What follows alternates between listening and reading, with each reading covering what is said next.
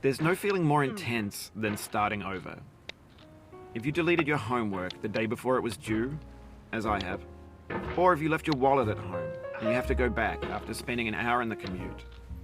If you won some money at the casino and then put all your winnings on red but it came up black. If you got your best shirt dry cleaned before a wedding and then immediately dropped food on it. If you won an argument with a friend and then later discovered that they just returned to their original view. Starting over is harder than starting up. If you're not ready for that, like if you've already had a bad day, then what you're about to go through might be too much. Feel free to go away and come back. I'll be here. Alright, thanks for coming with me on this trip. I'll understand if you have to take a break at any point. Just find a safe place to stop and quit the game. And don't worry, I'll save your progress, always, even your mistakes.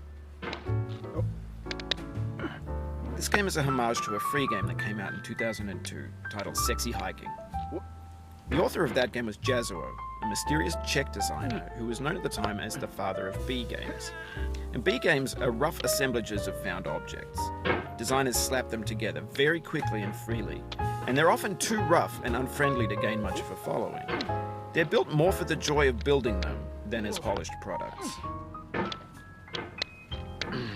In a certain way, Sexy Hiking is the perfect embodiment of a B game. It's built almost entirely out of found and recycled parts, and it's one of the most unusual and unfriendly games of its time. In it, your task is simply to drag yourself up a mountain with a hammer. And that act of climbing, in the digital world or in real life, has certain essential properties that give the game its flavor. No amount of forward progress is guaranteed. Some cliffs are too sheer or too slippery. And the player is constantly, unremittingly in danger of falling and losing everything. Anyway, when you start Sexy Hiking, you're standing next to this dead tree that blocks the way to the entire rest of the game. It might take you an hour to get over that tree, and a lot of people never got past it. You prod and you poke at it, exploring the limits of your reach and your strength, trying to find a way up and over. And there's a sense of truth in that lack of compromise.